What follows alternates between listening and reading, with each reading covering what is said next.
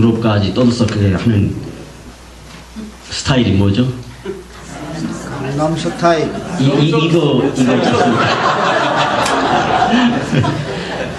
네. 저도 하도 떠들어대가지고서 뉴스에서 어제도 보니까 뭐 반기문 사무총장이 싸이를 만나가지고서 좀 세계적으로 자기가 제일 알려졌다고 생각했는데 이제는 싸이가 알려졌다고 이렇게 하면서 얘기를 하더라고요. 우리는 무슨 스타일입니까? 예수 스타일. 예수 스타일이에요? 네. 저는 여기 친교회 이렇게 와가지고서 성서 침례교회 스타일을 참 좋아하게 됐습니다. 네. 저는 원래 남침례교회 출신입니다. 대전에서 대흥 침례교회 하면은 아마 모르는 분이 없을 겁니다. 그 교회 성도들이 약 5,000명가량 됩니다. 제가 거기서 나올 때만 해도 한 1,700명 정도 됐습니다. 청년들만 700명 정도 됐으니까요. 그러나 정말 성서대로 성경에 기록된 말씀대로 주님을 믿고 따르고 그 말씀을 지켜나가려고 하는 교회가 성서침례교회라는 확신을 갖고 나오게 됐습니다. 네. 저는 성서침례교회 스타일을 참 좋아합니다. 네. 왜냐하면 여기가 가장 다른 어떤 교단보다도 성서적으로 하려고 하는 그런 목사님들이 모여있기 때문에 그렇습니다. 이 성서침례교회 스타일 하면은 항상 떠오르는 분이 딱 한 분 말하라고 한다면은 김창환 목사님입니다. 맞습니까? 그 외에도 또 여러 분들이 계시지만은 저는 목사님이 이렇게 식사를 할 때 참 성서침례교회 이 친교회를 위해서 이 친교회를 이뤄가기 위해서 누구에게나 소신을 굽히지 않고 말씀하시고 참 결단력 있는 그런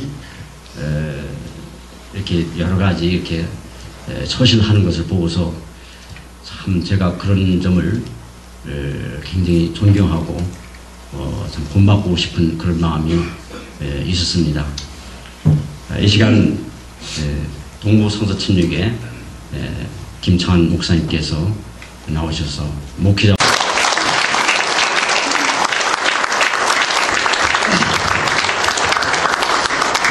강사 소개할 때 저는 기분이 무척 좋았습니다만은 여러분들은 별로 안 좋았을 겁니다.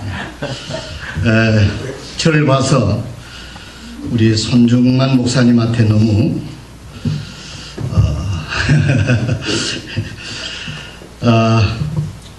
오늘 이 시간이 마지막 시간인데요. 이곳에 와서 보니까 행복한 목회, 제가 여기 와서 또 받은 은혜 가운데 목사님들이 행복하고 사모님들이 행복하려고 하면 강사들이 시간을 잘 지키니까 행복해지는구나 이런 생각이 들었어요. 그래서 야, 이거 나도 시간을 잘 지켜야 되겠다 이렇게 생각을 하고 오늘 이 마지막 시간이 되니까요 굉장히 긴장이 돼요. 최 목사님이 나보고 긴장하지 말으라고 그러더라고요. 그래서 한두 번 하는 것도 아닌데 뭘 긴장하냐. 그래서 제가 잘하려고 그러는 게 아니라 모든 목사님들에게 혹시 누가 될까봐 걱정이 돼서 그렇다고 그렇게 미리 사과의 말씀을 또 올려드렸으니까 여러분들께서 너그러운 마음으로 이해해 주시기를 바랍니다. 엘리베이터를 타고 엘리베이터를 탁 하니까요 어느 머리가 하얀 노신사가 가방을 딱 챙겨두고 부부가 딱 안에 있더라고요. 그래서 내가 또 영어로 인사를 했어요. Good morning, sir 하니까 그분이 하는 말이 Are you ready, please? 그러는 거예요. 그래서 Yes, sir 이랬더니 그분이 웃더라고요. 그래서 제가 그 다음에 한국말로 했습니다. 머리 허연 분 누구? 여기 지금 딱 한 분이 없어요. 그 정도로 센스가 없어서 설교 듣기 힘들어요. 그래서 제가 이랬어요. 사자들 앞에서 이 토끼가 떠든들 뭔 끔찍이나 하겠느냐고. 그러니까 사모님이 그렇게 좋아하라고 웃더라고요. 나는 내 마음속으로 여러분들이 사자고 내가 토끼로 내 자신을 낮추면 하나님이 좀 안 도와주실까 이런 마음으로 겸손하면 하나님 높여준다 그랬잖아요. 그런 의도된 조커를 했는데 그 이면까지 이해를 못하신 것 같아요. 어쨌든 간에 이번에 친교회 여러 목사님들을 뵙고 보니까 저는 정말 행복했습니다. 여러분 한 분 한 분이 정말 귀한 분이고 멋진 분들이고 또 장소도 얼마나 좋은지 여러분 앞으로 여기 올 기회가 있거든 409호를 꼭 잡으시길 바랍니다. 거기는 삼면이 경관이고 이 좋은 경관을 다 볼 수가 있는 곳입니다. 단풍도 보이고 아침에 보니까 남한강 지류에서 내려오는 중조로 들어가는 강에 물안개가 쫙 피어오르더라고요. 가에는 단풍이 쫙 들어있고 멋진 장소를 이렇게 참 우리 목사님들을 위해서 이렇게 예배해 주시고 그 많은 비용을 감당하셔서 저희들을 이렇게 초청해 주시고 다시 한번 모든 분들이 시간마다 감사를 표현했지만 용서해 주시기 바랍니다. 내가 표현 안 하면 주 목사님이 가만히 두겠습니까? 네. 정말로 귀한 친교를 참 초청해 주시고 또 이렇게 여러 목사님들 앞에서 제 마음을 나눌 수 있는 시간을 주신 것을 진심으로 감사를 드립니다. 네, 마지막 시간에 우리 주 목사님 말씀하시기를 제가 시간을 꼭 지켜야 될 텐데 그러니까 은혜롭게도 시간 걱정하지 마라. 난 그 소리가 얼마나 좋은지 몰라요. 그래서 15분 전에 A처럼 손들으라고 그러니까 전원준 목사가 내가 아르바이트 하겠다고 15분 전에 손든다고 막 나서더라고요. 또 울산계 서영계 아니고 서영계 목사님 딸 그러면 김영기 목사님 사모님이 제가 30분에 흔들 테니까 제가 아르바이트 하겠다고. 여기에 주 호스트 교회는 길게 하라 그러고 다른 분들은 짧게 하라 그러고 나는 시간을 잘 맞추기를 그렇게 합니다. 어쨌든 간에 제가 최선을 다해서 짧게 하도록 그렇게 노력하겠습니다. 여러분들께서 은혜로운 마음으로 말씀을 경청해 주시면 감사하겠습니다. 저는 오늘 레위기 11장 44절에서 45절에 있는 말씀 우리 다 같이 일어나셔서 오늘 하나님 앞에 마지막으로 우리가 말씀을 듣고 결단을 하는 시간을 갖기를 원합니다. 오늘 주제가 목회자의 결단입니다. 레위기 11장 44절에서 45절 다 찾으신 줄로 알고 받들어 봉독하겠습니다. 제가 사용하는 성경은 킹제임스 흥정역 성경입니다. 나는 주 너희 하나님이니라. 그런즉 내가 거룩하니 너희도 너희 자신을 거룩히 구별하여 거룩할지니라. 너희는 땅에서 기는 것, 즉 기는 그 어떤 것으로 인하여 너희 자신을 더럽히지 말지니라. 나는 너희 하나님이 되려고 너희를 이집트 땅에서 데리고 올라온 중이라. 그런즉 내가 거룩하니 너희는 거룩할지니라. 아멘. 잠깐 기도하고 앉으시겠습니다. 하나님, 오늘 하나님의 거룩한 주의 종들, 하나님의 사람들이 이곳에 모였습니다. 하나님 앞에 위대한 결단을 드리고 가기 위해서 또 많은 희생을 하신 분들이 있고 또 시간을 내서 이곳에 오셨습니다. 아버지 하나님, 이제까지도 시간 저희들에게 하나님의 귀한 말씀으로 저희들의 심령을 뜨겁게 해주셨고 보존을 주신 것을 감사합니다. 아버지 하나님, 이제 저희들에게 말씀해 주시고 또 결단하게 하시고 오늘 이 친교회를 끝나고 저희들의 사역지에서는 분명히 이전보다도 다른 하나님의 놀라운 사역이 이루어지기를 원합니다. 하나님 도와주시옵소서. 성령으로 저희들 충만케 하여 주시고 주님 외에는 아무도 두려워하지 않는 하나님의 종들이 다 될 수 있도록 큰 은혜를 베풀어 주시옵소서. 어린 종을 이 귀한 자리에 세워 주셨사오니 주님께서 친히 말씀하여 주시옵소서. 예수님의 이름으로 기도드리옵나이다. 아멘.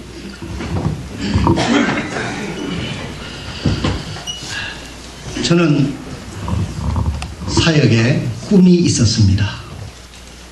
유명한 여러분들이 그 연설 중에 마틴 루터 킹이 I have a dream이라고 하는 그 연설이 있습니다. 나는 꿈이 있습니다.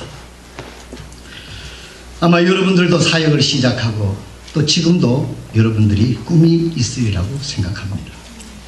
진정한 행복한 목회자가 되고 목회가 되고 가정이 되려고 하면 여러분 꿈이 있어야 된다고 제 개인적으로 생각을 합니다. 아멘. 네. 꿈은 이루어져도 행복하고 안 이루어져도 행복해요. 그러니까 일단 꿈을 가져야 된다 하는 그런 이야기죠. 어떤 글에 보니까 영롱한 꿈을 바라보자. 말씀대로 생각하고 꿈꾸고 믿고 말하는 창조적인 목회자가 되자. 꿈이 있는 자는 반드시 그 꿈을 이루고 꿈이 없는 사람은 방황하는 노숙자와 같다. 이렇게 꿈의 중요성에 대해서 말씀을 드립니다. 저는 부산에서 사역을 시작할 때 교회 이름을 지어야 되겠는데 그때 제가 간 그 지금 교회당이 세워진 그곳에는 아주 좀 시골이었어요. 동네가 별로 얼마 되질 않았습니다.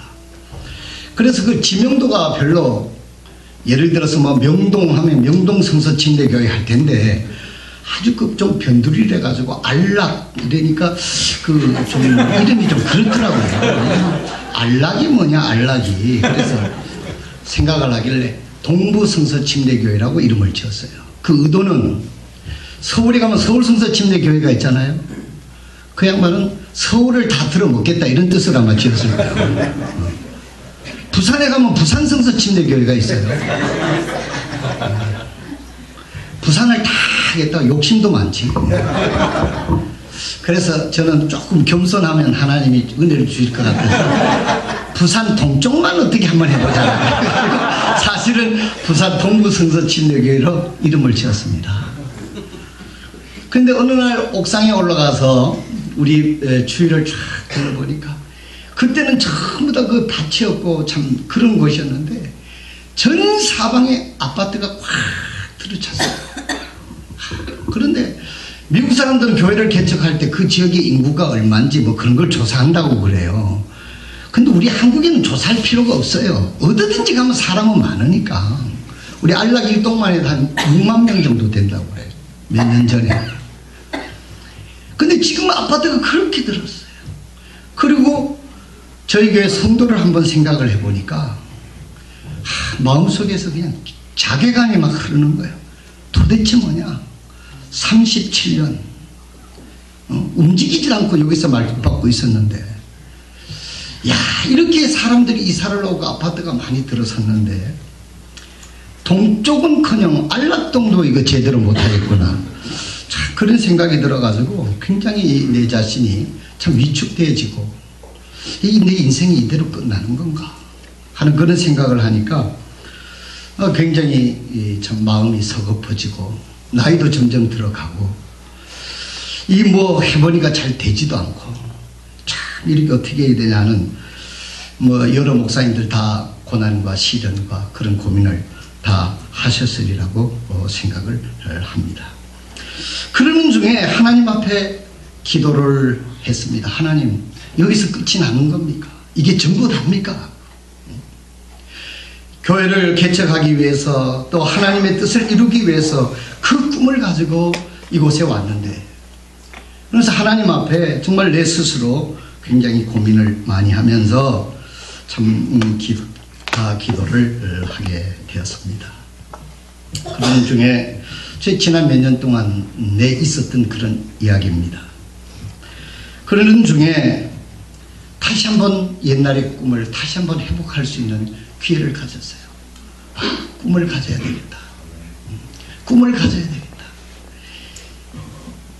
에스겔서 37장에 있는 말씀을 통해서, 에스겔서 30장에 나오는 사건이 제가 당면하는 사건하고 좀 비슷하다고 하는 상황적으로 그렇게 된 것 같아요. 여러분들이 다 목사님이시니까 충분히 그 뜻을 이해하시리라고 생각합니다. 제가 말씀을 읽겠습니다. 37장 1절에서부터 제가 읽겠습니다. 주의 손이 내 위에 임하사 주의 영 안에서 나를 데려다가 뼈가 가득한 골짜기 한가운데 두시고 또 나로 하여금 사방에 있는 그 뼈들을 곁으로 지나가게 하시니라. 그 열린 골짜기에 뼈들이 심이 많으며 보라, 그 뼈들이 심이 말랐더라. 그분께서 내게 이르시되 사람의 아들아, 이 뼈들이 살 수 있겠느냐 하시기에 내가 대답하되 오 주 하나님이여, 주께서 아시나이다 하니. 근데 이때 에스겔이 하나님께서 그렇게 물으니까 확실히 이렇게 대답을 못한 것 같아요. 주님이 하시면 살 수 있습니다, 이렇게 딱 얘기를 해야 되는데 아주 책임을 싹 돌리는 거예요. 주께서 아시나이다, 이렇게 얘기를 했어요. 사실 우리가 하나님의 일을 하면서 10년, 20년, 30년, 40년, 50년 이렇게 하면서 여러분들이 원하는 꿈, 여러분들이 하나님께서 부르신 그 사명을 완수하기 위하여 우리가 스스로 만족할 만한, 또 하나님께서 참으로 객관적으로 우리가 생각할 때 참 만족할 만한 그런 목표를 이루었느냐, 그런 것 사실상 우리가 만족할 수 없는 대답을 우리가 할 수 있을 것입니다. 저는 그랬습니다. 주님께서 나한테 도전해서 말씀하시는 것이 에스겔을 통해서 말씀하시는 것 같아요. 정말 이것으로 끝나는 거냐, 아니면 정말 부흥, 하나님의 말하는 부흥, 사람이 이루려고 하는 그런 몸부림이 아니라 하나님이 일하시는 물이 위에서 술술술술 흐르듯이 정말 영혼이 구원받고 변화되고 치유되고 가정이 세워지고 그와 같은 참으로 역사가 내 사역 속에 아직까지 그런 경험을 저는 만족하리만치 하지를 못했습니다. 여기 있는 에스겔이 그 골짜기에 뼈들이 누워있는 골짜기로 데려가면서 그 상황적으로는 굉장히 소망이 없는 거잖아요. 뼈다구들이 있는데 무슨 뼈다구 가지고 뭘 하겠어요. 살이 좀 등치가 좋은 사람도 일을 할까 말까 한데, 그러면서 주님이 말씀을 하는 거, 이 뼈들이 살겠느냐, 에스겔도 확신이 없었는 거예요. 주님이 아십니다, 이렇게 말씀을 하신 거예요. 그때 주님이 이렇게 대답하십니다. 37절에 주 하나님이 이 뼈들에게 이같이 말하노라. 내가 숨을 너희 속으로 들어가게 하리니 너희가 살리라. 내가 너희 위에 힘줄을 두고 너희 위에 살이 생기게 하며 너희를 살갗을 달고 너희 속에 숨을 넣으리니 너희가 살리라. 아멘. 내가 주인 줄 너희가 알리라. 아멘. 사랑하신 성도 여러분, 저는 여기서 어떤 결론을 얻었느냐 하면, 이것은 사람이 해서는 안 된다, 내가 해서는 안 된다, 하나님이 하시면 되는 것이다라는 결론을 얻게 된 것입니다. 아멘. 우리 모두가 이 결론을 잘 아시고 있을 줄로 믿습니다. 아멘. 앞서서 말씀을 하신 우리 정성일 목사님, 저도 침례 요한을 좋아합니다. 나는 광야에서 외치는 자의 소리다. 자기 자신은 감추고 주님을 높이는 정말 침례교회 목회자의 전형이라고 할 수 있습니다. 37장 13절에 보니까 오 내 백성아, 내가 너희 무덤을 열고 너희 무덤에게 데리고 올라올 때에 내가 주인 줄 너희가 알리라. 또 내가 내 영을 너희 속에 두어 너희가 살게 하고 너희를 너희 땅에 두리니 나 주가 그것을 말하고 그것을 이행할 줄을 그때에 너희가 알리라. 주가 말하노라. 사랑하시는 목사님 여러분, 오늘 우리가 참으로 그 엘리야가 로뎀나무 그늘 밑에서 그 낙심하고 있었을 때 엘리야가 착각한 것이 하나가 있었던 것 같아요. 어떤 사람은 엘리야가 우울증에 걸렸다, 뭐 번아웃했다, 탈진했다, 그런 이야기인데 내가 그런 방면을 이렇게 생각을 해보니까 엘리야가 이때까지 그 갈멜산에서 그 놀라운 도전을 이룬 것을 어딘가에 하나님이 했다라고 말은 하면서도 마음 한구석에 내가 굉장한 사람이야, 850명과 대우해서 내가 대적을 해서 이긴 사람이야, 이런 것들이 혹시 숨겨져 있지 않았느냐, 이렇게 생각이 되어져요. 만약에 전적으로 하나님이 했다고 하면 자기가 뭐 실망할 거 자시고도 없어요. 지가 한 게 없으니까. 그렇지 않아요? 그리고 그걸 하나님이 하셨다고 하면 이세벨이 얼마나 강하대도 그까지 여자 하나 때문에, 참 죄송합니다. 네. 인류의 역사상 여자분이 응원합니다. 네. 그 왕비 하나 때문에 이렇게 얘기해야 편하겠어요. 왕비 하나가 죽이겠다는 얘기를 들어서 그렇게 겁이 나가지고 로뎀나무 그늘 밑에서 그렇게 죽기를, 진짜 죽기도 원치도 않았어. 죽으려면 그냥 가만히 가 죽지 뭘. 하나님한테 어린 양을 부린 거지 진짜 죽고 싶은 심정이었을 것이고 한번 어린 양을 부려봤겠죠. 그때 하나님께서는 먹이고 가서 먹고 쉬고 그렇게 쉬라고 말씀하시면서 아직도 바알에게 무릎 꿇지 않은 7,000명이 더 있다. 너 혼자가 아니라, 그런 위로의 말씀을 하시는 것을 볼 수 있게 되는 것입니다. 사랑하시는 성도 여러분, 내가 희망을 얻고 소망을 가진 것은 내가 무엇을 할 수 있다, 우리가 무엇을 할 수 있다, 우리의 방법이 무엇을 할 수 있다라고는 결론으로는 우리는 실망할 수밖에 없습니다. 여러분 지금 이 시대에 여러분 기독교 방송이라고 하는 채널을 돌려보세요. 여자 목사들이요 얼마나 많이 나오는지 모릅니다, 정말로. 그런데 난 그 설교 들어보지도 않아요. 그냥 딱 보면 성경절을 돌려보는데, 설교도 물론 잘하겠지요. 잘하는데 저는 뭐 여자를 비하거나 그런 얘기는 아닙니다.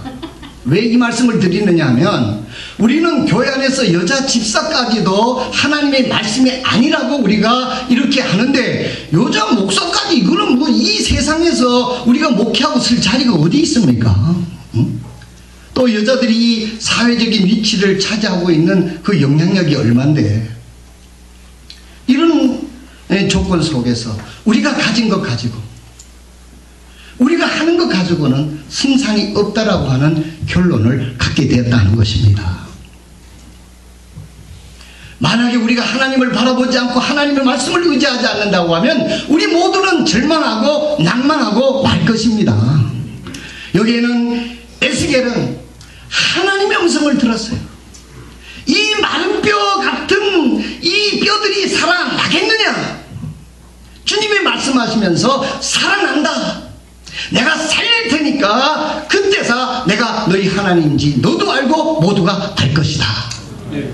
사랑하신 성도 여러분, 오늘 우리들의 사역은, 이 어려운 시대에 살아가는 우리들의 사역은 이제 우리 힘으로는 한계를 철저하게 느껴야 됩니다. 아멘. 말로만 뭐 겸손하고 말로만 우리가 그랬어 아니라 철저하게 나로서는 안 됩니다.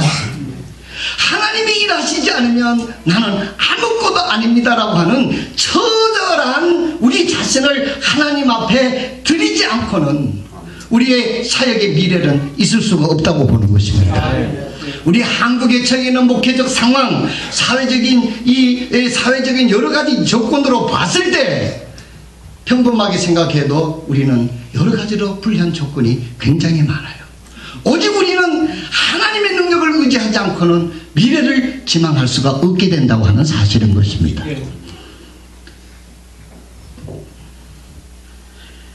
에스겔서에서 여기서 제가 얻은 결론은 하나님의 말씀을 대언하니, 에스겔이 한 거는요 하나님의 말씀을 대언한 것뿐이요.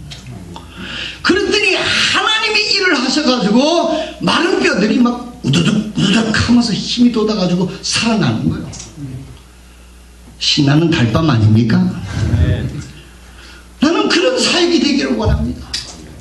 매주마다 하나님의 말씀을 전파하면 영혼들이 구원받고 성도들이 변화되고 부서져가는 가정이 회복이 되고 선교사로 나가지고 자는 사람이 예배 때마다 무릎을 꿇고 이 세상 모든 것 버려도 가장 중요한 하나님의 일을 하겠습니다 하는 젊은이들이 강단을 메우는 그런 사역을 나는 꿈꾸고 있는 것입니다. 아멘. 그 방법을 보니까 에스겔서에서 희망을 얻었어요. 에스겔이 한 것은 하나님의 말씀을 대언한 것뿐이었습니다. 하나님 말씀을 대언했더니 하나님이 그들을 살리시는 거예요. 하나님이 그들을 회복하는 거예요. 하나님이 그들을 세우시는 거예요. 이것도 못한단 말입니까? 하나님이 언제 여러분 보고 죽은 사람 살리라 그런 적이 있어요? 하나님 내보고 그런 적 한 번도 없어요. 근데 내가 살려보겠다고, 내가 뭘 좀 한번 해보겠다고. 저는 이 말씀 속에서 얼마나 감사한지, 하나님 말씀을 전하면 하나님이 이렇게 하시는구나. 할렐루야. 저는 첫 번째, 하나님이 함께 하시는 예배를 드리는 꿈을 가지고 있습니다. 주의 영이 계신 곳에는 자유함이 있다고 그랬어요. 예배당에 오면 따뜻함이 있고, 교회에 오면 형제 자매의 정말 막 만나고 싶은 얼굴이 있고, 울고 싶은 마음이 생기고, 붙들고 이야기하고 싶은 마음이 있는, 그리고 내 자신을 연약함을 하나님 앞에 이야기하고 하나님 앞에 의지할 수 있는 주님의, 우리 하나님께서 임재하시는 예배를 드리는 꿈을 가지고 있습니다. 왜 그러냐면 하나님이 주체이시고 예배의 중심은 하나님이시기 때문에 하나님이 일하시면 불가능한 일이 어디 있습니까? 우리는 매 예배 때마다 그 예배를 기다려야 되는 이유는 뭐냐면, 내가 설교한다고 생각하니까 예배가 부담스러울 수가 있어요. 숫자를 의지하니까 숫자가 얼마 안 되니까 부담스러울 수가 있습니다. 우리가 여기에 영원히 자유할 수는 없을 것입니다. 그러나 오늘도 하나님이, 내가 하나님의 말씀을 전하면 하나님이 어떤 일을 하실까? 하나님이 어떤 일을 하실까? 나는 할 수 없지만 내야 문제나 일으키는 사람이지 뭘 내가 하겠는가? 기껏 한다는 게 사람들에게 상처가 주이기 십상인데, 전적으로 내 자신을 부인하고 하나님의 임재를 사모하면서 예배를 준비하고 하나님 역사를 기대한다고 하면 그 예배는 가장 소중한 예배가 될 것입니다. 성도들도 그 예배를 가장 소중하게 여기게 될 줄로 믿습니다. 영혼이 구원받습니다. 변화가 일어납니다. 환자들이 믿음 가운데 굳게 서고 치료를 받습니다. 인생의 문제를 해답을 받습니다. 예배에 목숨을 걸 수 있도록 하나님의 말씀을 우리는 준비해야 될 줄로 믿습니다. 아멘. 제 아들이 영화 감독인데 제가 우리 교회에서 우리 아들을 제일 겁내는 사람입니다. 내가 늙으면 내 아들이 나를 돌봐야 될 텐데, 그래서 당신의 나라에 임하실 때 나를 기억하소서 이런 마음으로, 그런 뜻만 아니고 굉장히 이 보는 관찰과 예리한 것이 굉장히 강해요. 그렇게 실제로 그렇게 하지는 않으면서 아주 비판 세력이 굉장히 높습니다. 그러면서 어느 날 저에게 이야기를 했어요. 아버지,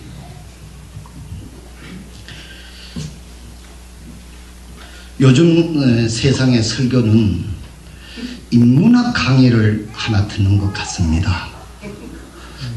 내 설교가 그렇단 거 아니에요. 야, 그래서 내가 번쩍 정신이 들더라고.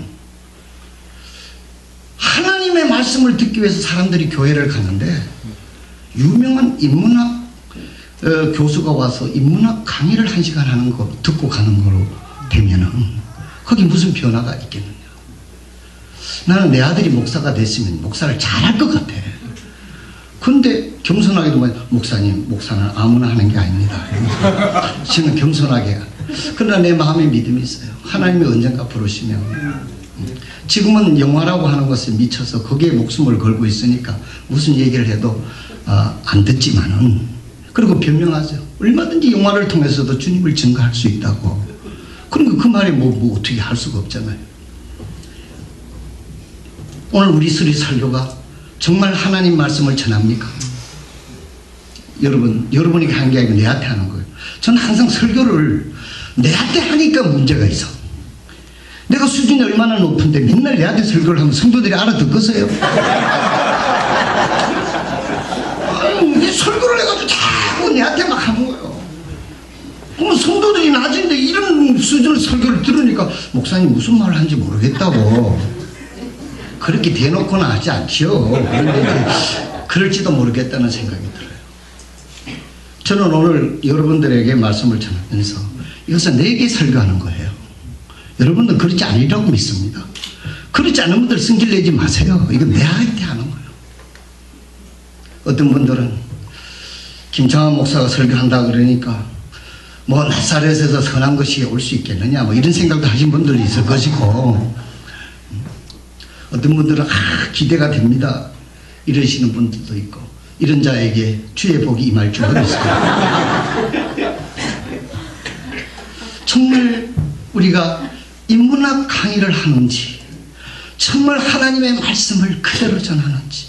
오늘날에는요, 복음주의 교회에서는 지금 설교 형태가 인문학 강의로 흘러갑니다. 그래서 그날 아주 영적인 교양을 쌓고 가면 그만이에요. 의무가 별로 필요가 없습니다. 설교 한 풀을 잘 듣고 가면 끝나는 겁니다. 오늘날에는 다원화가 됐기 때문에 우리는 한 가지씩만 잘하면 돼요. 우리 성서침례교회 목사는 설교만 잘하면 될 것 같아요. 아니 뭐 또 여기서 또 그 강조하는 뜻에서 말씀을 하셨으니까 알아들으세요. 그러니까 또 신방 안 하고 설교만 하면 됩니까? 뭐 전도 구령 안 하고 설교만 하면 됩니까? 그렇게 말씀하시지 마시고, 저는요 오늘날 설교가 우리 성서침례교회 목사들도 혹시 그럴까봐 말씀을 드리는 거예요. 저는요 내가 생각하기를 하나님의 말씀을 나열만 해도 괜찮겠다는 생각까지 했어요. 하나님의 말씀을 착착착착착착 나열만 해도 말씀 자체의 능력이 있잖아요. 그렇죠? 그러니까 그 말씀을 듣고 하나님 앞에 자기가 결단할 텐데 막 자기가 조미료를 막 잔뜩 쳐가지고 이 하나님의 말씀의 본연의 뜻을 희석시켜버리면 너무 잘 먹이려고 하다가, 너무 맛있게 하려다가, 여러분 요리 너무 맛있게 하려다가 우리 사모님들이 막 조미료를 썰어 넣어보면 어떻게 합니까? 정정합니다. 막 넣으면 어떡합니까? 여러분 그때 맛은 좋지만 건강을 해치지 않습니까? 오늘 우리 나의 설교가, 제가 그 반성을 했어요. 내가 인문학 강의를 하는가? 정말 하나님 편에 서서 하나님의 말씀을 그대로 너무 맛있게 하려고 너무 강요하는 것이 많지 않는가? 그런 생각을 하게 됐습니다. 예배에 목숨을 걸 수 있도록 예배에 그런 말씀이 준비되어 있어야 한다라고 하는 말씀을 드리고 싶은 것입니다. 하나님의 말씀이 말씀처럼 전파될 때, 하나님의 말씀이 하나님의 말씀처럼 전파될 때 에스겔이 보았던 그런 생명의 역사가 일어나게 될 줄로 믿습니다. 네. 하나님의 말씀이 하나님의 말씀처럼 전파될 때 성령의 역사에서 죄인이 회개하는 역사가 있게 될 줄로 믿습니다. 네. 우리가 아무리 거품 물고 설교한다고 한 영혼이라도 구원할 수 있겠습니까? 우리는 희망이 있어요. 우리는 성서침례 교회잖아요. 우리는 성경 빼고는 아무것도 없는 사람들이에요. 그렇기 때문에 우리는 희망이 있는 거예요. 그래서 내가 희망을 갖게 된 거예요. 나는 이제까지 안 됐지만은 내일 무슨 일이 일어날지 모르고, 내일 무슨 일이 일어날지 모른다. 다음 주에 무슨 일이 일어날지 모른다. 우리 롯데가 이번에 SK하고 쳤버렸어요.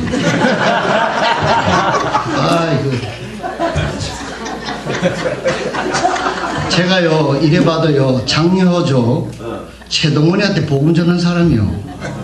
내가 그거 자랑될까봐 내가 말 안 해서 롯데의 메이저리그 선수들이 왔을 때요, 내가 꼭 가서 그 통역하고 그 사람들 다 스타들 와가지고 나한테 목사님 미국 좀 보내주세요. 이런 사람, 내가 이런 사람이었어요. 그때. 근데 요즘에 롯데가 내한테 뭐 기도도 한번 해달라 소리도 안 하고, 그러니까 그렇게 되는 거예요. 여러분, 이번 4차전 할 때 9회전 투아웃 1점으로 치고 있어. 희망이 있습니까 없습니까? 아멘. 여러분, 그 3만 명들이 막 모여서 숨죽이고 있는 거예요. 거기 무명 선수 그렇게 유명한 주전도 아니에요. 이름은 내 잘 모르겠는데 그냥 한 방 때린 거야. 홈런이 된 거예요. 어떻게 됐을까요?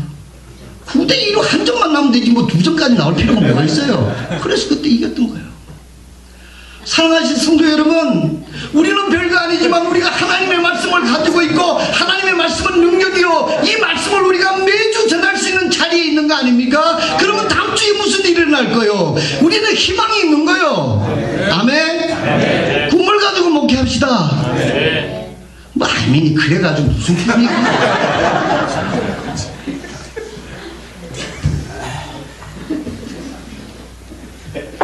여러분 한번 보십시다. 내가 괜히 이런 소리 하는 거 아니에요. 이거 상당히 이거 깨닫느라고 돈도 많이 들고 시간도 많이 썼어요.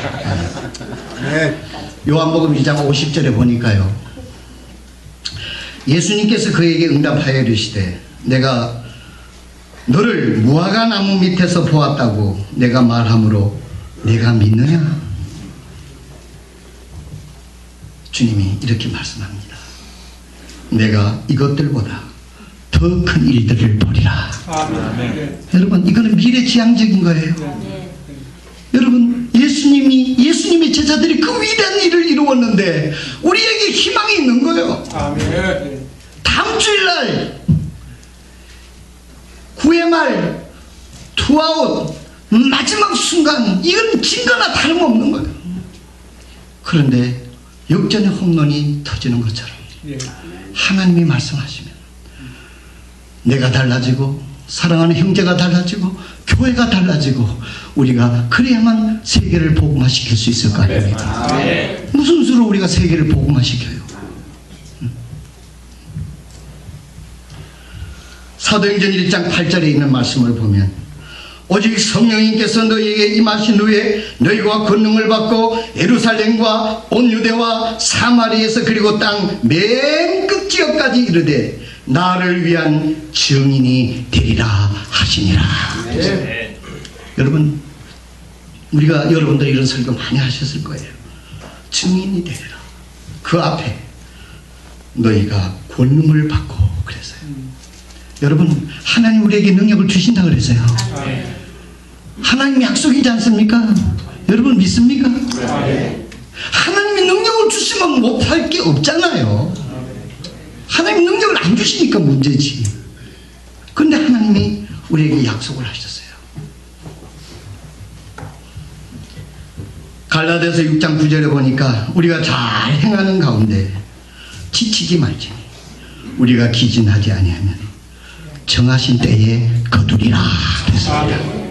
여러분, 좀 지쳤더라도 오늘 하나님을 바라보고 하나님 말씀을 붙잡고 이 지교를 통해서 여러 목사님이 전해주신 그 말씀을 듣고 오늘 이 말씀을 포함해서 여러분들이 꿈을 가지고 희망을 가질 수 있기를 바랍니다. 비전은 하나님을 바라보고 성경을 통해서 거기에 바라 보이는 게 그게 비전이요. 꿈은 개꿈도 있고 헛꿈도 있고 호황된 꿈도 있잖아요. 텔레비전도 MBC를 딱 틀어놔야 MBC가 나오지, 주파수 안 받쳐놓으면 어떻게 돼요? 지지지지지 하면 안 나오지 않습니까? 하나님 앞에 바른 믿음을 가지고 성경을 열고 내 자신을 온전히 헌신하면 하나님이 분명한 꿈을 보여주실 거예요. 아멘. 하나님은 그 에스겔에게 이걸 보여준 거예요. 봐라, 이것들이 살겠느냐? 세상적인 눈으로는 살 수 없을지 모르지만 하나님께서 에스겔에게 보여준 건 하나님이 하시니까 살아나는 것, 역전의 기적을 보여주신 거예요. 말씀을 통해서 하나님은 우리에게 말씀하셨습니다. 우리가 잘 행하는 가운데 지치지 말지니 우리가 기진하지 않으면 정하신 때에 거두리라. 너무 성질 급해서 내 때를 원해야지 우리는 in his time, 그분의 시간에 맞춰야 될 줄로 믿습니다. 그러니까 우리가 할 일은 지치면 안 돼, 그만두면 안 돼, 계속 스페인 말로 아바라떼 앞으로 나가야 될 줄로 믿습니다. 두 번째로 사도행전 2장 40절에 보니까 또 여러 가지 다른 말씀을 증언하며 격려하여 이르되 이 패역한 세대로부터 너희 자신을 구원하라. 또 이 여러 가지 다른 말씀들로 증언하여 격려하여 이르되 이 패역한 세대로부터 너희 자신을 구원하라 하니라. 그때 그 말을 기쁘게 받아들인 사람들이 침례를 받음에 바로 그날에 3,000혼가량이 그들에게 더해지니라. 그들이 흔들리지 아니하며 사도들의 가르침과 교단에 머물고 빵을 떼며 기도하더라. 모든 혼유에 두려움이 임하고 사도들을 통하여 이족들과 표적들이 많이 일어나더라. 목사는 여기서 말하는 것은 우리는 예수 믿고 예수님의 보혈로 다 구원받았잖아요. 여기서 생활 구원을 나는 말씀을 드리고 싶습니다. 일반 성도들도 말씀을 듣고 순종할 때 우리 생활 구원이 일어나지 않습니까? 변화가 일어나지 않습니까? 말씀을 순종할 때 하나님 은혜를 경험하지 않습니까? 그런 의미에서 우리는 은혜로 구원받고 우리의 삶을 통해서 우리의 자신을 증명해 보일 수 있는 길은 목사로서 우리는 설교를 통해서 구원받아야 된다고 생각합니다. 이 말씀의 뜻을 여러분들이 이해하실 수 있기를 바랍니다. 한마디로 말해서 목사는 하나님의 말씀을 잘 전하는므로 하나님 앞에 인정을 받는다, 이 말씀이에요. 목사가 돼갖고 하나님 말씀 전하라고 그 놀라운 소명을 해줬는데 이 말씀 잘 전하면 우리가 어떻게 하나님 앞에 인정을 받을 수가 있겠어요? 우리가 예수 그리스도를 통해서 구원받은 하나님의 자녀입니다. 거기에 대해서 여러분들이 뭐 그런 수준은 아니라고 생각합니다만 목사로서 이미 하나님이 불러서 이 땅에 남겨두신 것은 하나님 말씀을 전하라고, 잘 전하라고 우리에게 맡겨주셨는데 이 말씀을 잘 전해야 되겠다. 저는 첫날 김대현 목사님이 말씀 전할 때 제가 제일 먼저 앞에 나가서 헌신했어요. 그냥 내가 목사님을 격려하기 위해서 나간 게 아니에요. 그 말씀이 내 마음에 팍 닿는 게 바울 목사는 276명을 다 구원해냈습니다. 그런데 나는 내게 찾아온 사람, 나에게 맡겨준 양들을 하나님의 말씀으로 잘 설교해서 한 명도 이루어지지 않게 했겠는가 하는 생각을 하니까 이거 참 내가 목사로서 바울 목사는 276명 그 시련과 고난과 그 어려움, 희망 하나 안 보이던 그 강원 속에서 목사 하나가 제대로 되니까 276명을 희망을 주고 그 삶에 한 명도 이루어지지 않고 구원받았다는 거예요. 나는 그 바울 목사와 같은 사람이 되고 싶어서 초청 시간을 제가 기다릴 수가 없을 정도였습니다. 그 김대현 목사님이 공부 많이 하라고 그러잖아요. 저분 공부 많이 하신 분이에요. 저 연세에 그때 대학을 졸업하신 분이니까 엘리트 중에 엘리트죠. 그분이 이제 80을 넘기셔서 우리들에게 말씀하시는 게 공부 좀 해라. 은혜롭게 말씀하셔서 그렇지 우리 눈에 너나 공부를 안 해 보이셨겠죠. 공부를 좀 해라. 책을 좀 읽어라. 리더 이즈 리더라고 그러잖아요. 책을 많이 읽어야 리더가 될 수 있다고 그래요. 강교구 목사님이 오셔서 다 땡겨버렸다. 성경만 읽어야 된다. 또 이렇게 그 다음날 강교구 목사님 우리나라의 굴지의 유명한 대학 졸업하신 분이에요. ROTC 출신이에요. 내가 새삼스럽게 뭐 학력 얘기하는 사람 아닙니다. 그런 분이 이제 목회 일선에서 물러나셔서 뒤에 물러나서 객관적으로 주관적으로 보시고 하시는 말씀이에요. 여러분 오해 없이 들으시길 바랍니다. 책 많이 읽고 공부 열심히 해야 됩니다. 그리고 책 많이 읽는 것 마침 강교구 목사님 말씀은 성경을 더 많이 읽어라 이런 뜻이에요.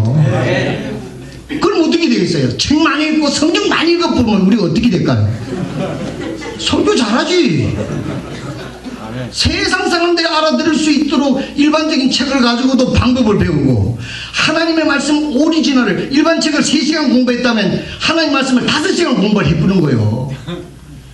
그러면 우리가 세상에 넘어가겠어요? 그러면 하나님의 설교를 우리가 구원받을 수 있다고 생각합니다. 여러분 우리가 왜 낙담합니까? 왜 행복하지 못합니까? 그 개그 프로그램에 그 아주 재밌는 게 나오더라고요.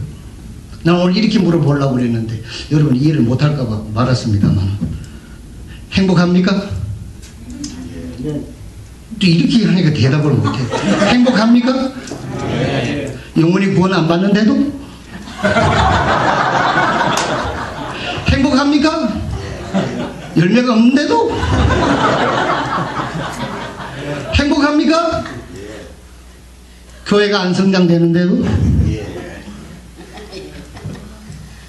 여러분 목사가 설교로 구원받아야 된다고 하는 내 의도는 우리가 하나님 말씀을 잘 전해서 영원히 구원받고 사람이 제대로 하나님 앞에 세워지고 목회가 하나님 목회대로 되들어질 때 그게 진짜 행복한 거죠. 아멘.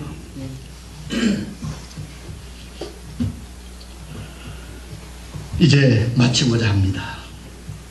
그럼 우리가 이렇게 하나님 말씀을 하나님의 말씀답게 전하려고 하면 어떻게 돼야 되나? 여러분 다 아시는 겁니다. 그럼 한번 다시 공부해보자, 생각해보자는 얘기죠. 설교를 담는 그릇이 깨끗해야 되겠습니다. 설교를 전하는 설교자가 거룩하기 전에는 우리가 거룩한 하나님 말씀을 전할 수가 없을 겁니다. 아브라함은 하나님과 벗이라 그랬어요. 하나님의 친구라 그랬어요. 하나님과 위치적으로 친구가 아니에요. 하나님하고 맞먹는 친구가 아니에요. 관계적으로 친밀하고는 하나님과 친구처럼 지냈다는 뜻이에요. 하나님과 친하면 하나님의 능력이 함께 할 줄로 믿습니다. 하나님이 거룩하시니 너희도 거룩하라 그랬잖아요. 오늘 말씀을 담고 있는 우리가 더 거룩해지도록 노력해야 됩니다. 세상 사람들은 행복을 위해서 밤낮 뛰지만은 우리는 거룩해지기 위해서 무릎을 꿇어야 되는 것입니다.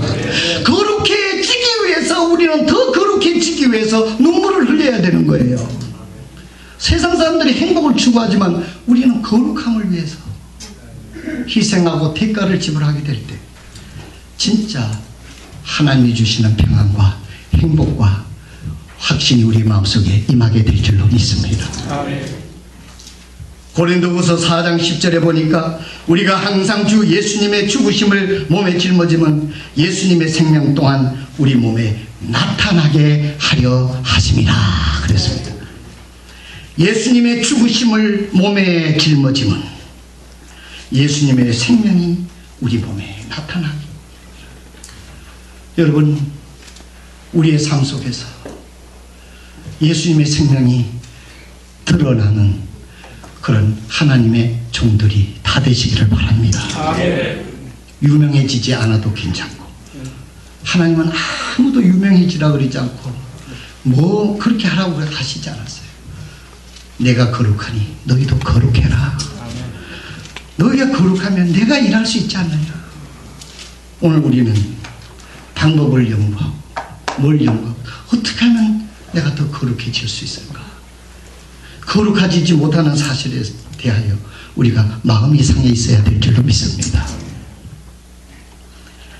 빌립보서 4장 5절에서 또 9절에 있는 말씀을 보니까 너희 절제를 모든 사람이 알게 하라. 주께서 가까이 계시느니라. 아무것도 염려하지 말고 모든 일에 기도와 간구로 너희가 요청할 것을 감사와 더불어 하나님께 아뢰라. 그리하면 이해를 뛰어넘는 하나님의 평강이 그리스도 예수님을 통해 너희 마음과 생각을 지키시리라. 여러분들의 생각이 무엇이 지배하고 있습니까? 우리들의 마음이 무엇을 지배하고 있습니까? 우리는 늘 하나님 앞에 끊임없이 점검하고 우리의 마음속을 깨끗이, 우리의 생각을 깨끗이 정화해야 될 줄로 믿습니다. 끝으로 형제들아, 무엇이든지 진실한 것과 무엇이든지 정직한 것과 무엇이든지 의로운 것과 무엇이든지 순수한 것과 무엇이든지 사랑스러운 것과 무엇이든지 좋은 평판이 있는 것과 덕이 되는 것이, 칭찬이 되는 것이 있거든. 이러한 것들을 곰곰이 생각하라. 내 안에 배우고 받고 듣고 본 것을 행하라. 그리하면 평강의 하나님이 너희와 함께 하시느니라.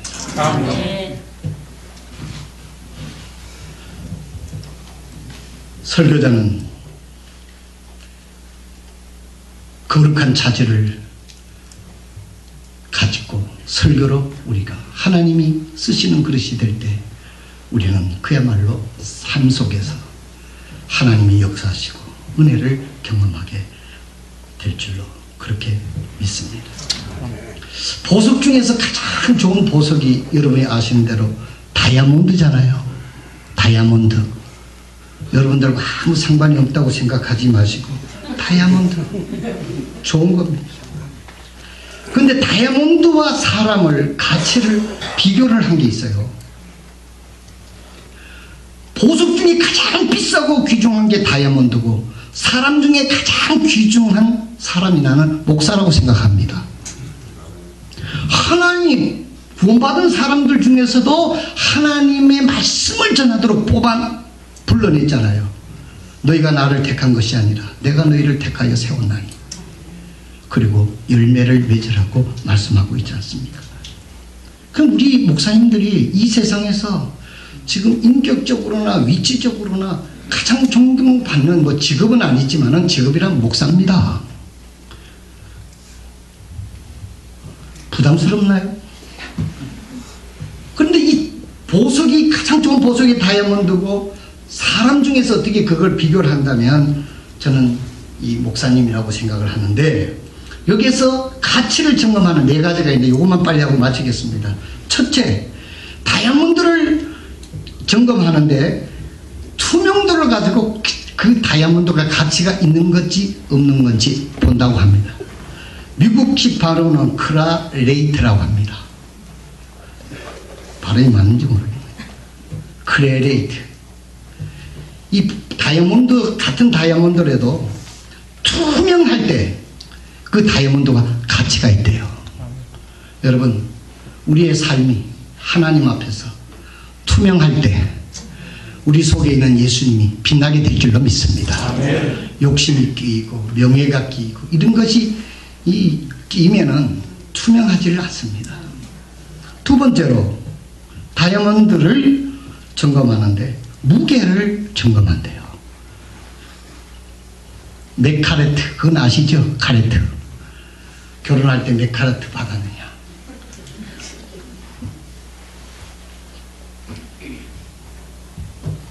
다이아몬드도 무게가 크면 값이 많이 나가는 거예요. 우리 목사님들 또 사람들에게도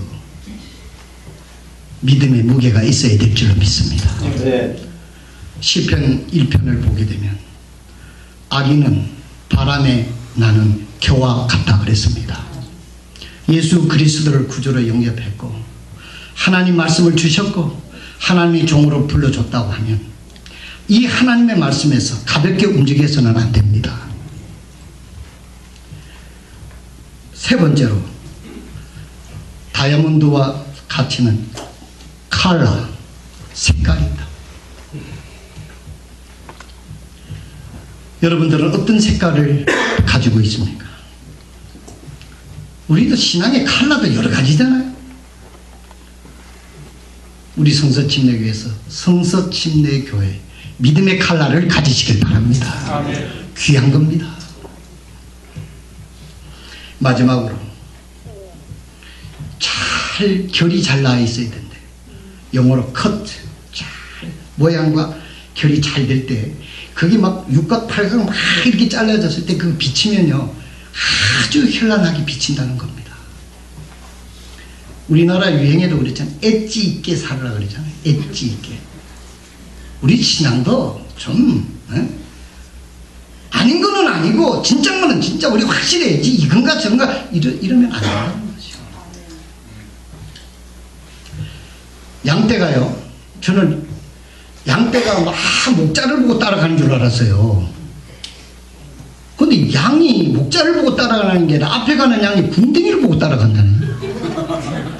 앞에 목자가 딱 가면 뒤에 다이아몬드 형태로 양들이 막 가잖아요. 근데 뒤에 있는 양떼는 목자를 못 보는 거라 이렇게 생기니까 그냥 어디로 가면 양 궁뎅이만 따라서 막 가는 거예요.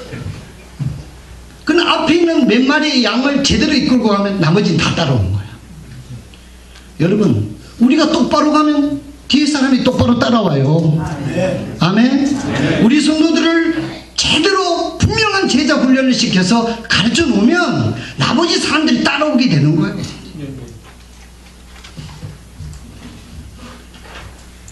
마치겠습니다. 우리는 설교로 구원받아야 되고 우리는 그릇이 깨끗해야 됩니다. 저는 이번 징계를 마치고 여러분들이 교회에 돌아가면 하나님 여러분들의 사역을 축복해 주실 줄로 믿습니다. 아멘. 여러분들이 예배에 참석하시고 말씀을 듣는 그 모습을 보니까 하나님이 저분들을 쓰셔서 위대한 일을 이루실 것이라고는 생각이 듭니다. 하나님은 겸손한 자를 쓰신다고 하시지 않았습니까? 오늘 본문 말씀처럼 나 주 너희 하나님이니라. 그런즉 내가 거룩하니 너희도 너희 자신을 거룩히 구별하여 거룩할지니라. 여러분을 구별하여 사시기를 바랍니다. 함부로 살아서 안 됩니다. 목사로 살아야 됩니다. 하나님의 말씀 전파자로 살아야 되는 것입니다. 나는 너희 하나님이 되려고 너희를 이집트 땅에서 데리고 올라왔다. 나는 너를 구원하기 위해서 내 사랑하는 아들을 십자가에 내줬고 그리고 구원해 줬고 그리고 바로 천국에 데려가지 않고 나와 함께 일을 하기 위해서 주의 종으로 너희를 불러주지 않았느냐. 같이 일을 하자. 이동수 목사는 하나님의 형편이 어려워서 되겠나 싶어서 헌신했다고 그러잖아요. 하나님 우리와 함께 일을 하려고 그러잖아요. 그럼 우리가 어떻게 해야 돼요? 뭐 배우지 못했다, 나이가 많다, 젊다 이런 문제가 되는 게 아니에요. 하나님은 모든 사람을 쓰실 수 있다는 거 우리가 성경의 다른 가르침 아닙니까? 다 쓰실 수 있는데 거룩하지 않은 그릇은 쓸 수가 없다는 거예요. 하나님과 친구가 되지 않고는 하나님과 동행할 수가 없다는 것입니다. 목사님, 여러분 물론 더 거룩하시겠지만 저는 더 거룩해야 될 것 같습니다. 더 거룩은 꼭 겸손입니다. 우리가 교만한 게 하나님의 도움을 필요로 하지 않는 거죠. 우리가 겸손하면 하나님이 얼마나 필요해요. 하나님 없이는 못 사는 거죠.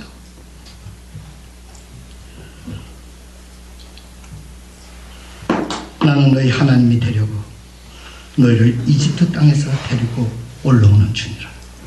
하나님은 오늘 아침 여러분에게 내가 너를 하나님의 종으로 말씀 전파자로 하나님의 종의 사역자로 아내로 통역자로 내가 너희를 불러준 하나님이니라. 그러니 내가 거룩하니 너희도 거룩해서 이 나머지 일들을 함께 하자고 하나님 우리에게 도전하고 있습니다. 오늘 독산동 교회에서 큰 희생을 겨쳐서 이런 자리를 마련하셨는데 오늘 우리가 하나님 앞에 위대한 결단을 하고 내 믿음대로 되리라 하셨잖아요. 믿습니까? 오늘 하나님 앞에 주님 더 거룩한 사람이 되고 싶습니다. 더 거룩한 사람이 되고 싶습니다. 거룩한 주의 일꾼으로 내 자신을 드립니다. 하나님 불쌍히 여겨주시고 사용해 주시옵소서. 그 하나님과 마음에 합당한 다윗도 나를 주의 전에 쫓아내지 마옵소서 고민했습니다. 여유와 게으름은 차이가 있다고 했습니다. 사랑하시는 동력자 여러분, 더 겸손히 하나님 앞에 거룩한 사역으로 우리의 사역이 달라지고 우리의 삶이 달라지고 우리가 책임져야 될 영혼들이 한 명도 이루어지지 않는 하나님이 통해서 흘러나는 메시지가 전해지도록 우리 그릇을 다시 한번 깨끗게 하는 은혜가 오늘 이 아침에 있기를 진심으로 바랍니다. 이 시간 잠깐 조용히 머리를 숙이겠습니다. 일어서십시다. 기도하겠습니다. 기도하고 우리가 오늘 마지막으로 결단의 시간을 갖기를 원합니다. 아버지 하나님, 여기 하나님께서 부르신 하나님의 거룩한 하나님 쓰임받고자 간절히 원하는 종들이 이곳에 모여서 하나님의 말씀을 들었습니다. 하나님은 우리에게 말씀하십니다. 내가 너희를 에집트에서 불러낸 너희 하나님이니라. 내가 거룩하니 너희도 거룩할지니라. 아버지 하나님, 오늘 저희들이 더 겸손히 하나님 앞에 거룩함을 추구합니다. 저희들의 나태와 이 모든 것들을 아버지 하나님 저희들의 결단과 헌신을 통해서 긍휼히 여겨 주시고 주님의 말씀으로 성령으로 충만케 하시고 거룩케 하셔서 이 마지막 시대에 하나님의 능력을 드러내는 주의 종들로 사용하시는 은혜를 이 아침 허락하여 주시옵소서. 예수님의 이름으로 기도드리옵나이다. 아멘. 이 시간 조용히 하나님, 제가 주의 거룩한 쓰임을 받고 싶습니다.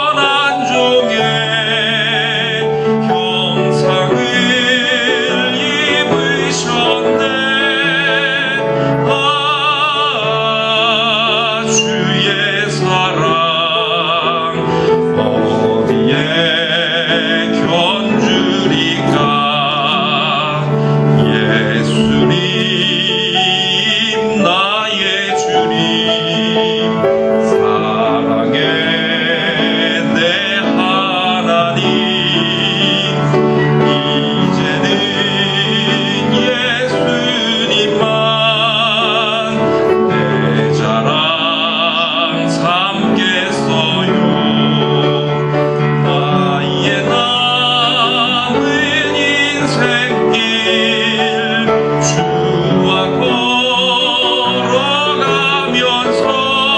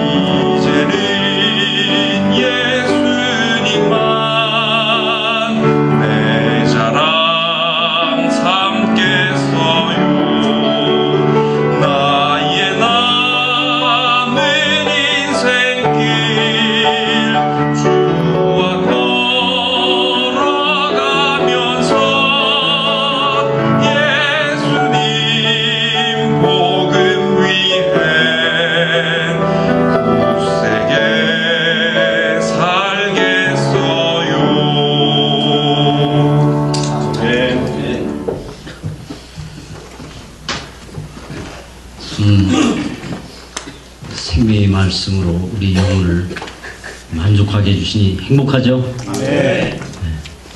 참 제 마음에 말씀을 통해서 주님께서 큰 행복감을 느끼게 해 주셨습니다.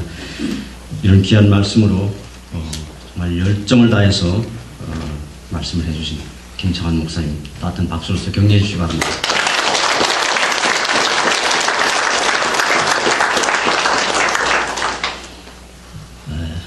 이렇게 복된 친교회로 저희를 초청해서 지극정성으로 섬겨주심으로 우리 모두를 행복하게 해주신 독산동 교회와 주현식 목사님 그리고 집사님들, 성도님들에게 다시 한번 진심으로 감사를 드립니다.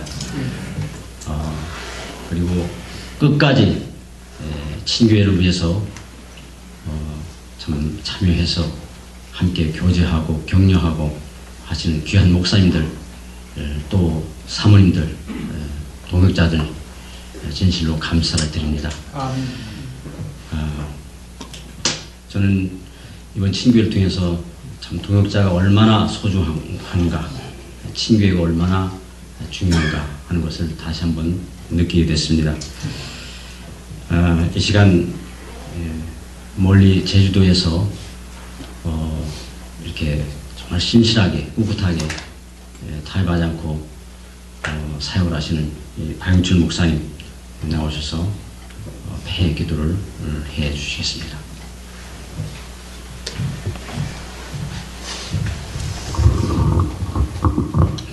기도하겠습니다. 하나님 아버지, 행복합니다. 4일 동안 하나님께서 베풀어 주신 이 거룩한 모임을 독산도 성서 침례교회에서 정말 드러내지 아니하고 누가 베풀고 있는지도 알 수 없을 정도로 섬김에 정성을 다한 그 섬김으로 인해서 우리는 행복했습니다.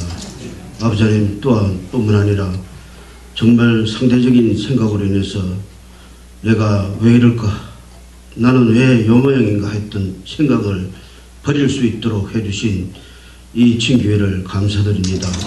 아버지 하나님, 우리가 말씀을 붙들고 살아야 한다고 말은 하지만은 얼마나 사도 바울처럼 하나님께서 내게 말씀하신 그대로 되리라고 확신하면서 살았습니까? 그러하지 못했던 어리석음에 일침을 가하시고 다시 한번 성령 하나님께 무릎을 꿇을 수 있도록 허락해 주심을 감사드립니다. 우리가 살아가면서 하나님께서 맡겨준 사명 감당하면서 성령의 인도함을 받지 못하고 내가 먼저 앞섰던 교만은 없었는지 생각해 보게 해주신 복됨을 감사드리옵나이다. 아버지 하나님, 걸어가고 있는 길에 힘이 들고 지치고 함께하는 자가 없다는 생각으로 인해서 받은 바 소명도 희미할 이때에 다시 한번 받은 소명 어떤 것인가를 보여주시고 더 힘을 얻을 수 있도록 허락해 주시고 확신 갖게 해주신 이 복된 친교회로 감사와 찬양을 돌려옵나이다. 아버지 하나님, 정말 우리가 하나님께로부터 부름받은 사명자요 하나님께로 부름받은 종이라고 하면서 종으로서의 일을 다 했는지를 생각해 볼 수 있는 그 말씀을 통해서 다시 한번 우리가 목회 철학을 가질 때에 성서침례교회 목사가 무엇이 우선인가, 영혼 구령이 우선이라는 생각을 우리는 늘 생각하고 들어오고 말하고 했지만은 그것이 식상해버리고 범패스럽게 여기지는 않았는지 이번 친교회를 통해서 다시 한번 새롭게 새기고 상기시키고 결단할 수 있고 하나님 말씀에 온전히 순복할 수 있는 말씀으로 우리 심령을 찔러주시고 깨트려 주심을 감사드리옵나이다. 이제 돌아가는 발걸음이 정말 행복을 가지고 돌아갈 수 있게 해주심을 감사드립니다. 정말 우리가 큰 것에만 행복을 느낀다고 생각을 했는데 그것이 아니라 참 내 안에 작은 것에서부터 행복을 누릴 때에, 내 가정에서 행복을 누릴 때에 내 목회가 행복한 것이고 정말 하나님께서 주신 말씀을 통해서 정말 손 내밀지 못하고 먼저 다가가서 안아주지 못했던 이것이 행복이 아니라 정말 적대감이고 불행이고 미움이었는데 정말 먼저 다가가서 껴안아줄 수 있게 해주신 그 말씀을 통해서 먼저 손 내미는 자가 되고 나눌 수 있는 자가 되고 베풀어 줄 수 있는 그런 도전감을 가지고 이제 나아갈 수 있도록 허락해 주심을 감사드립니다. 아버지 하나님, 이제 실질적으로 부딪힐 때에 얼마나 자갈길 것 같은 방해들이 많이 있습니까? 이 4일 동안에 받은 이 행복함과 도전함과 결단을 가지고 내가 하나님께로 부름받은 성서침례교회 목사라는 이 자긍심을 가지고 다시 한번 사역지에서 생명 다 바쳐 일할 수 있도록 허락해 주심을 감사드립니다. 아버지 하나님, 이렇게 정말 육신의 편안함을 누리면서 하나님 말씀으로 도전받게 해주신 독산도 성서침례교회 하나님께서 정말 축복해 주실 줄 믿습니다. 끝까지 남아서 하나님 말씀을 정말 마음에 새긴 하나님의 사랑하는 목사님들도 하나님께서 축복해 주시고 하나님께서 영광받아 주실 줄 믿습니다. 모든 것 감사드리며 예수 그리스도 이름으로 기도드리옵나이다. 아멘.